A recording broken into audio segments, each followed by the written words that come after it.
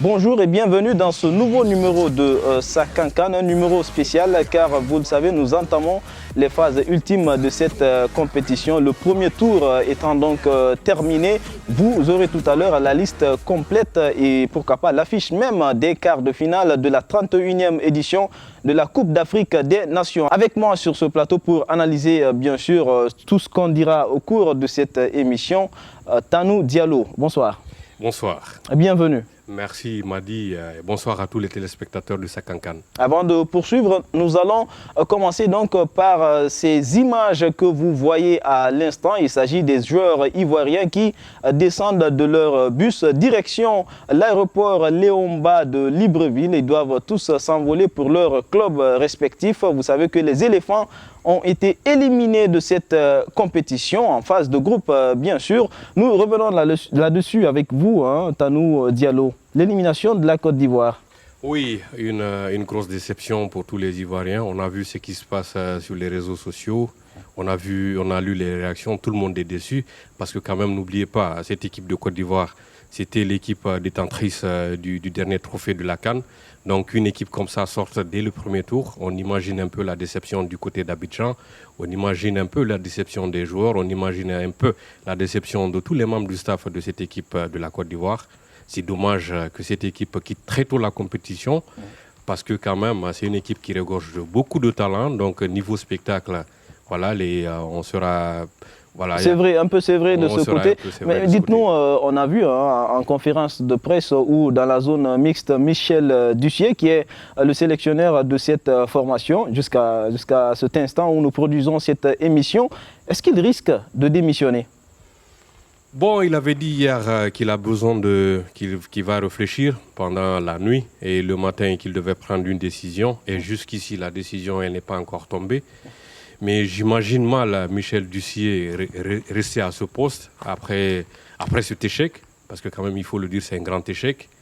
Quand on gagne une CAN et qu'on joue la prochaine et qu'on soit éliminé dès le premier tour, j'imagine mal les autorités ivoiriennes. On a vu, aujourd'hui j'étais au Radisson, j'ai vu le président de la Fédération ivoirienne de football. Ils étaient là en train de discuter. Je pense qu'il y a des choses qui se préparent.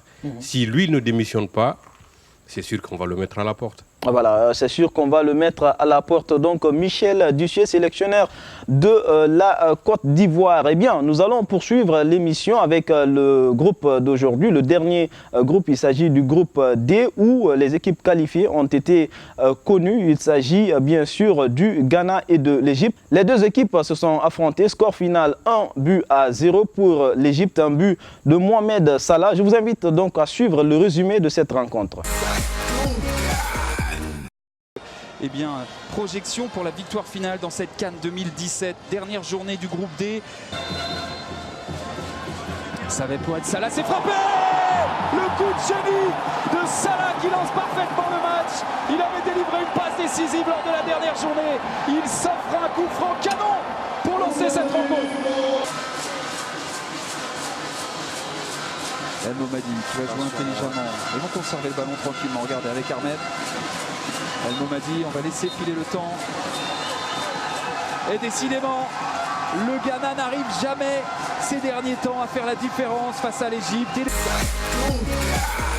Le Ghana rencontrera la RDC. Quant à l'Égypte, ça sera face au Maroc pour les quarts de finale. Résultat et tableau complet à suivre dans un instant donc dans cette émission sur ce plateau avec Tanou Diallo. Tanou, on a suivi cette rencontre, je le disais, Ghana, donc Égypte, 1-0 pour les Égyptiens.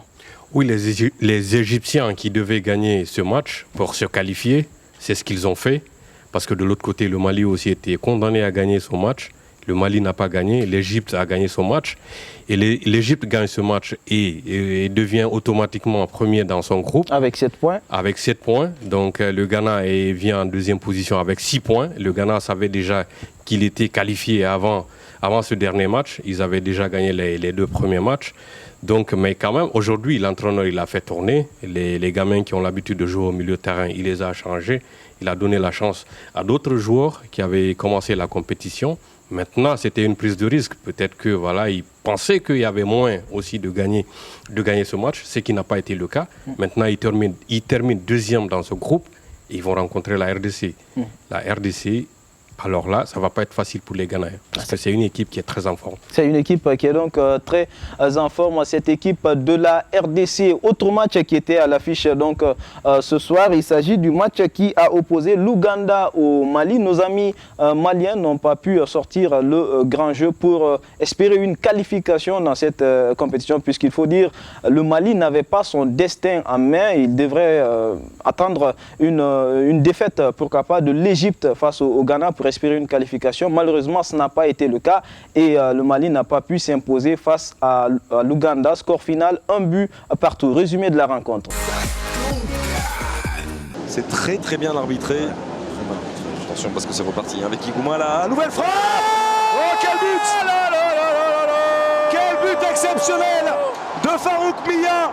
On le présentait comme l'un des atouts majeurs de cette sélection ougandaise.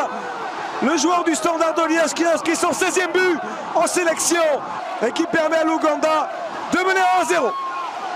Farouk Mia. C'est un moment qui voulait prendre ses responsabilités sur ses coups de pied arrêtés. Bissouma. Sur le mur et sur la distance. Cette fois-ci, il va le faire. La frappe de Bissouma, c'est bien parti. Oh, le chef-d'œuvre. Quel bijou. Le coup de canon d'Yves Bissouma pour relancer peut-être les aigles dans cette fin de match. Exigeant avec lui, il vient de nous montrer alors qu'il était disparu plus ou moins dans cette deuxième mi-temps, et puis Bissouma qui vient permettre, et vous le disiez juste avant, très justement Xavier. Un but partout au compte de cette rencontre entre Maliens et Ougandais. Tanou Diallo, ce match pour le Mali, nos voisins, si on peut le dire comme ça, ils n'ont pas pu se qualifier. Ils n'ont pas pu se qualifier parce que tout simplement ils étaient condamnés à gagner contre l'Ouganda. Et l'Ouganda aussi est venu dans cette compétition en étant une bonne équipe parce qu'ils ont fait une très belle campagne pendant les éliminatoires. Le Mali, c'est que les gens ne savent pas, il y a une crise qui secoue le football malien. Au sein de la Fédération malienne de football, il y a 2 camps qui s'affrontent depuis plusieurs mois. Ah bon? Donc ça ne va pas trop au sein du football malien, c'est ce qui ne se dit pas. Le président et le vice-président, ils ne s'entendent pas. Il y a 2 clans qui s'affrontent depuis plusieurs mois. Même le tribunal arbitral de sport est intervenu dans ce conflit. Mais jusqu'ici, ce problème n'a pas trouvé une solution. Donc c'est dans ces conditions que les Maliens participent à cette Coupe d'Afrique des Nations. Moi, personnellement, ce n'est pas une surprise de voir cette équipe sortir de cette compétition. Ce n'est pas donc une surprise pour Tanou Diallo de voir cette équipe sortir de cette compétition. Un but partout entre Ougandais et Maliens. Le but ougandais marqué par Mia, le but malien donc marqué par Bissouma. Tous les matchs se sont déroulés donc au compte de ce premier tour de la 31e édition de la Coupe d'Afrique des Nations. Vous avez tous les résultats, mais vous avez aussi les équipes qualifiées, 8 au total pour les quarts de finale. Il s'agit de la RDC, du Ghana, du Maroc, de l'Égypte, du Burkina Faso, de la Tunisie, du Sénégal, mais aussi du Cameroun. Nous vous présentons à l'instant même donc les affiches de ces quarts de finale. La RDC sera face au Ghana. Le Maroc va rencontrer l'Égypte, ça sera le 29 janvier, mais avant le 28 janvier, le Burkina Faso va rencontrer la Tunisie, le Sénégal va rencontrer le Cameroun. Tanou Diallo, on est en train de voir donc à l'instant ce tableau. Il y a des rencontres qui retiennent notre attention, notamment Sénégal-Cameroun. Oui, ça va être un très grand match parce que l'équipe du Sénégal, comme on l'a vu au premier tour, c'est une très bonne équipe avec des très bonnes individualités, des mecs qui peuvent faire la différence à tout moment. Du côté du Cameroun, c'est une équipe jeune aussi, avec un très bon entraîneur qui est là, un très bon tacticien, Hugo Broos. On va voir ce que cette équipe du Cameroun va faire quand on sait qu'il y a beaucoup de joueurs. Toutes les stars, disons, de cette équipe manquent au rendez-vous. Ils ne sont pas venus. À la veille de la CAN, ils ont refusé de répondre à l'appel du sélectionneur national. Et voilà, on verra. C'est une grande affiche, une très grande affiche. Le Sénégal, pour moi, le Sénégal par favori tout de suite. En fonction, bien sûr, du premier tour, avec une qualification à 7 points, de 3 matchs joués, 2 victoires et un match nul. Donc on peut dire que le Sénégal a par favori, parce que c'est une équipe qui marque aussi beaucoup. C'est une équipe qui marque beaucoup, c'est une équipe avec de grosses individualités, comme je l'ai dit tantôt. C'est une équipe, jusqu'ici, ça faisait des années, les Sénégalais n'avaient pas eu une si bonne équipe, c'est-à-dire une équipe complémentaire. Au niveau de chaque poste, tu as 2 choix possibles, 2 ou 3 choix possibles. Donc c'est une très bonne équipe. Maintenant, à côté, c'est le Cameroun, hein, ça reste le Cameroun. C'est une équipe habituée à cette compétition. C'est une équipe avec beaucoup d'expérience, avec un très bon entraîneur, comme je l'ai dit. Donc on va voir, on aura droit à une très belle affiche. À une très belle affiche. L'autre affiche qui retient notre attention, c'est la rencontre qui va opposer donc la RDC au Black Star du Ghana, la formation de Florent Ibenge, Tanou Diallo. Alors là, voilà, voici une autre belle affiche de ces quarts de finale. Florent Ibenge, on le sait, on ne cessera jamais de le répéter autant, parce que le mec, depuis qu'il est là, il fait du bon boulot. Et là, il a la chance d'avoir de très bons joueurs aussi. Donc en face, c'est le Ghana quand même. Le Ghana qui était finaliste lors de la dernière édition. Et le Ghana qui veut aller loin dans cette compétition. Il y a cette rage-là. Hein. Voilà, avec de très bons joueurs. On a vu que les frères Ayou, ils sont en forme. Et derrière aussi, il y a des gamins qui sont très en forme. Donc c'est une équipe disciplinée, une équipe très bien organisée, une équipe qui ne joue pas n'importe comment. Et c'est pareil pour la RDC. C'est une équipe assez disciplinée, une équipe costaud, avec des individualités aussi. Ben, ça va être un grand choc. Ça va être un grand choc, même s'il faut rappeler pour le cas du Ghana que Asamoah Gyan a été touché lors du dernier match de poule. On ne sait pas s'il pourra poursuivre la compétition. Toujours est-il qu'on lui souhaite plus de peur que de mal. Asamoah Gyan, donc attaquant et capitaine de cette formation des Black Stars du Ghana. L'autre rencontre, c'est le derby maghrébin entre le Maroc et l'Égypte. Il y aura forcément une équipe maghrébine qui sera en demi-finale. Oui, ça va être chaud entre ces deux équipes. Le Maroc qui était absent de ces quarts de finale depuis 2004. Donc ils reviennent après, disons, après plusieurs années sur le devant de la scène du football africain. L'Égypte aussi qui signe son retour, même si on sait que l'Égypte a gagné ce trophée 3 fois d'affilée, mais ces dernières années, ils n'étaient pas là. Et là, ils reviennent, ils sont en quart de finale. Ils rencontrent le Maroc. Le Maroc aussi, le Maroc avec un très bon coach. On a vu le Maroc contre la Côte d'Ivoire, une très bonne équipe, une équipe qui défend très bien, une équipe qui est bien en place, et une équipe voilà, avec des joueurs qui peuvent faire la différence à tout moment. L'Égypte, on va voir, ça va être aussi, c'est une belle rencontre. L'Égypte de Mohamed Salah qui a inscrit un joli but donc, lors de la dernière rencontre pour l'Égypte dans le groupe D. Je vous représente à nouveau ce tableau donc, des quarts de finale. RDC Ghana, Maroc, Égypte le 29 janvier, le 28 janvier, donc un jour avant. Burkina, Tunisie, Sénégal, Cameroun.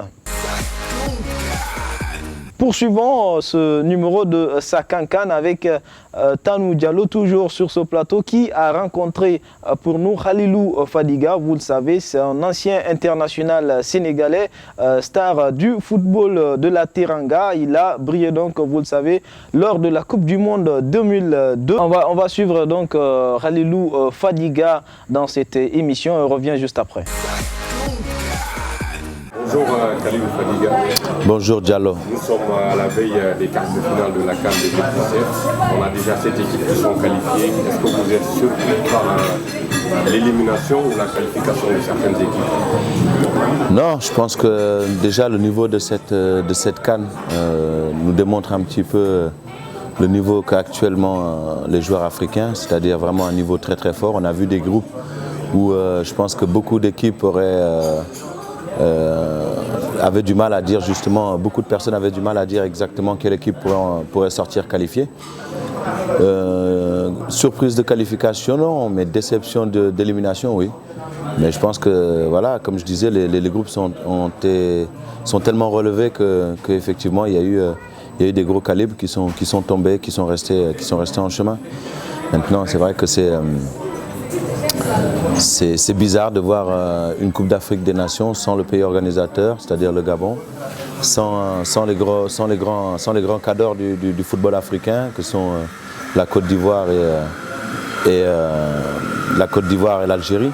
Et puis bien sûr d'autres bonnes surprises qui auraient pu figurer aussi parmi les quarts de finalistes. Malheureusement pour eux, c'est vrai que leur manque d'expérience leur a joué un petit tour. Je parle de la Guinée-Bissau. Donc voilà, c'est vrai que tout ceci fait que ça a été jusqu'à présent, ça a été un tournoi très très relevé. Donc quand on parle de déception, on va prendre la Côte d'Ivoire. À votre avis, qu'est-ce qui a manqué à cette équipe ivoirienne qui est quand même le champion en titre? Je dirais que peut-être ce qui leur a manqué, c'est peut-être ce que le Maroc a à l'heure actuelle, c'est-à-dire quelqu'un qui connaît peut-être bien la maison, voilà, je pense qu'il y a eu des données tactiques qui ont été prouvées par Hervé Renard, qui a démontré que le Maroc était au-dessus. Mais au niveau de la qualité des joueurs, je pense que c'est vrai que quand on regarde sur la feuille, je pense que les deux équipes se valent. Maintenant, le petit plus, ça a été apporté par le coach. Et je pense que voilà, Hervé Renard a été beaucoup plus fin, beaucoup plus pragmatique dans son apport tactique. L'Algérie aussi était beaucoup attendue, c'était l'un des favoris de cette compétition, mais finalement l'Algérie est éliminée dès le premier tour. Oui, je pense qu'il y a aussi une sauce qui n'a pas pris au niveau du coaching. Vous savez, c'est relativement difficile pour un entraîneur de venir au dernier moment et de prendre une équipe. Moi, personnellement, je connais toute la volonté, toutes les qualités de M. Georges Lekens, qui est vraiment un très très bon entraîneur, un grand entraîneur, et surtout un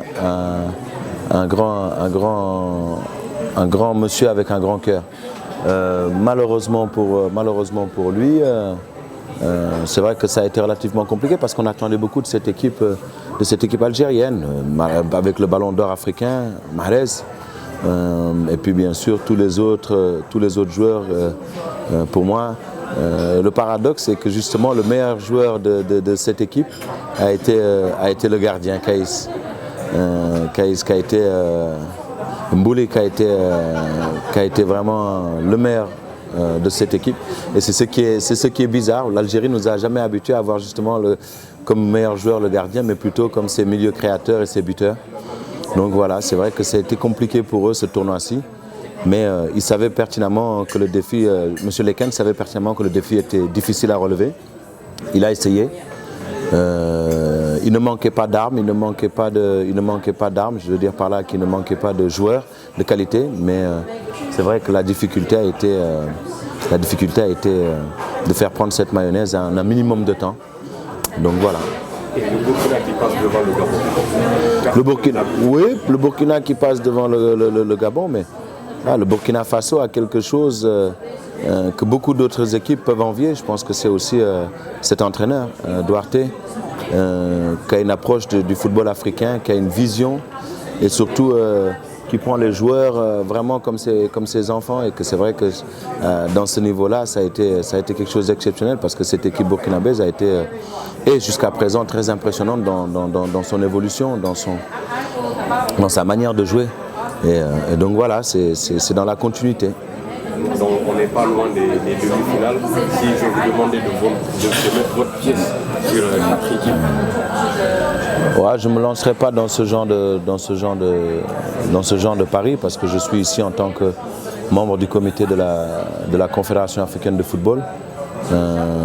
J'ai vraiment pour moi l'honneur et surtout vraiment une grande fierté pour moi d'avoir été nommé d'être le plus jeune du comité de la Confédération africaine de football, il serait un petit peu gauche de ma part de choisir de mettre une pièce ou de mettre 4 pièces plutôt sur 4 équipes.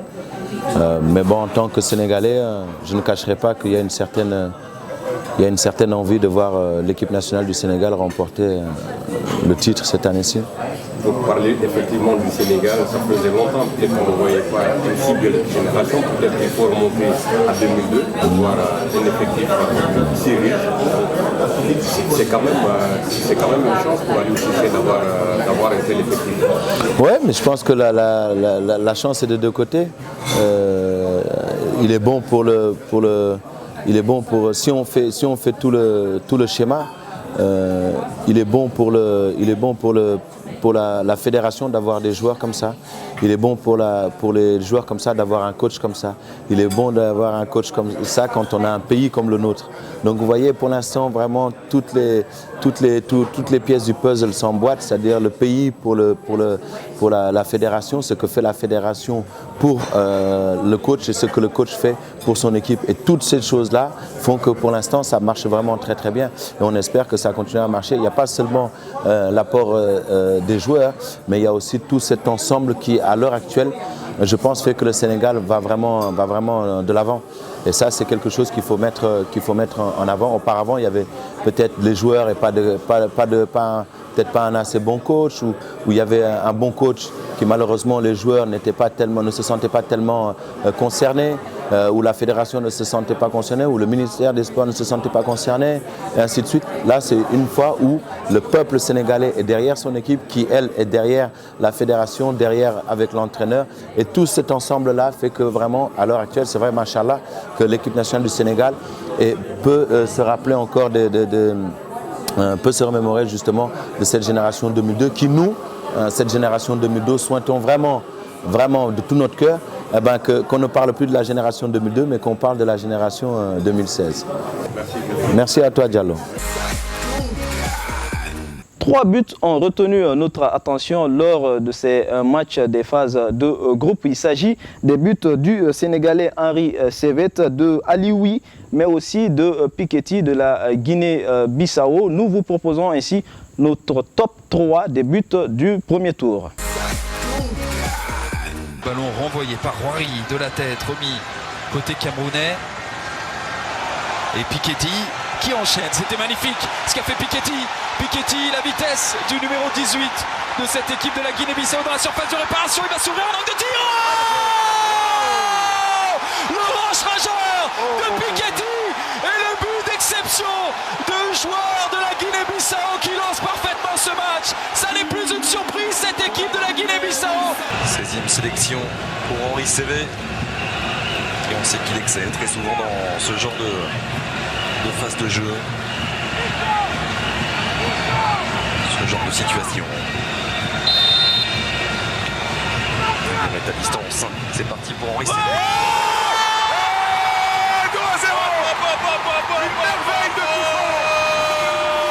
Une merveille de coup franc de la part d'Henri Saivet. Le break est déjà fait. Et Serge Aurier contré, c'est récupéré par Nabil Dirar qui peut écarter aussitôt vers Nesri. C'est bien fait, une touche pour Rachid Alioui. Alioui, quel but! Quelle inspiration! Quel chef-d'œuvre offert par Rachid Alioui! C'est une pure merveille. Ça fait 1-0 pour le Maroc qui fait un grand pas désormais vers les quarts de finale. Voilà ces 3 buts que vous venez de voir à l'instant sur vos petits écrans. Tanou Diallo, 3 buts, est-ce que vous avez une préférence? Écoutez, ce sont des très beaux buts. J'ai beaucoup aimé le but de Alioui. Un but, il vient et il est en dehors de la zone de vérité. Il regarde la position du gardien de but, rapidement il prend l'information et il envoie la balle là où il veut. Donc ça c'était un superbe but. Très bien inspiré. Très bien inspiré. Et si vous prenez le but de Saivet, c'est un très beau coup franc. Le gardien a été complètement battu. Alors ce sont des très beaux buts, mais moi j'ai vu aussi un très beau but, un but de Moussona, le Zimbabwéen contre la Tunisie. J'ai beaucoup adoré. Et en plus de ça, et derrière vous avez le but de Siani. Un tir lointain, un tir puissant, un but qu'il fallait mettre. Parce que le Cameroun devait revenir au score et pourquoi pas gagner le match. Donc c'était un très beau but, un but décisif. Donc on a jusqu'ici, on va dire qu'on va... Il y a eu assez de beaux buts. Il y a eu assez de beaux buts dans ça. Comme je le disais, particulièrement le but de Piketty a retenu mon attention, ce but donc du Bissau guinéen. Merci beaucoup Atanou, merci d'avoir analysé toutes ces rencontres avec nous. Ouais, avant de clôturer, je voudrais faire un commentaire sur ce but. Ouais. C'est quand même un joueur de la Guinée-Bissau, une Guinée-Bissau qui était pratiquement à sa première partie. Qui aura été une des sensations de cette qui aura été une sensation dans cette compétition. Derrière, le but est marqué contre qui? C'est contre le Cameroun quand même. Donc c'est un mec qui passe en revue tous ces grands joueurs du Cameroun là et qui met le vent tous les défenseurs, qui met dans le vent tous les défenseurs camerounais et qui met un but superbe, un but qui a retenu l'attention. Ça va rester dans les annales et le petit laisse son nom dans cette compétition. Merci beaucoup. Il laisse son nom dans cette compétition, le petit Piketty. Merci à tous de nous avoir suivis. La compétition est loin d'être terminée. Il reste les quarts, les demi, mais aussi la finale que nous couvrirons avec toutes nos équipes sur les différents stades du Gabon. Merci et à bientôt.